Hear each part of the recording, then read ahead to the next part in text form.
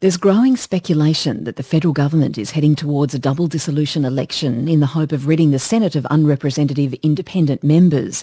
And the Greens are the target of much of the invective for their role in enabling the government's strategy.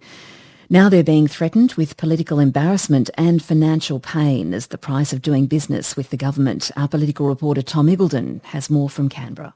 Next week, the government will begin to execute its strategy to lay the groundwork for a double dissolution election. The Greens are a key element of the plan. The government's counting on their support to pass Senate voting reforms, phase one of the push to align the electoral stars. For the government to do a deal with the Greens, who they hate on, 99% of the time, is just weird. That's crossbench Senator David Leyonhjelm, who, like Labor and most of his crossbench colleagues, opposes Senate voting reforms, and he's warning the government to prepare itself for a concerted effort to derail time management motions that'll be needed to speed the reform legislation through the Senate on its 3 sitting days next week. There's going to be a couple of amendments to that time management motion that's been put up, so that'll be interesting. In fact, I've got one myself, which is to include the Greens' own same-sex marriage bill. Procedural stunts in the Senate aren't the only threat to the orchestration of double dissolution preparations.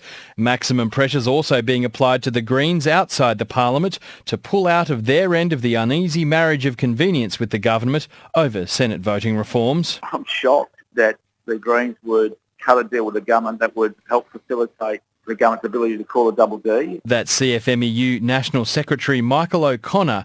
The construction union's furious at the implications of a double dissolution election. A coalition win could see the post-election re-establishment of the Australian Building and Construction Commission, a prospect it vehemently opposes. That's clearly, from our point of view, the threat we now face, thanks to the Greens being completely out-negotiated by Malcolm Turnbull. The left-wing union and the Greens have steadily forged closer ties in recent years. The CFMEU's even donated tens of thousands of dollars to Greens candidates at elections.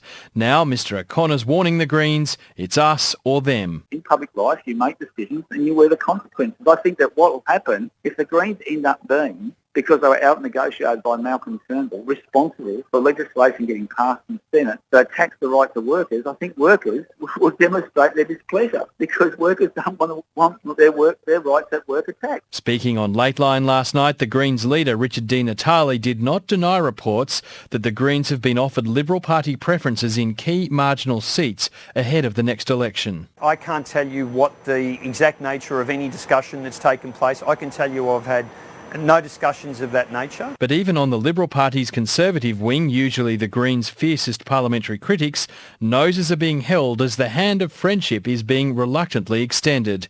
Here's ACT Liberal Senator Zed Seselja. The Labor Party these days, unfortunately, is closer to Bob Brown than they are to Bob Hawke. And if they were closer to Bob Hawke, it would be an easier decision for the Liberal Party, and it would be easier for those of us who would like to see the Greens put last to win that internal argument. Does it necessarily follow then that Richard Di Natale is further from Bob Brown than Labor is at the moment?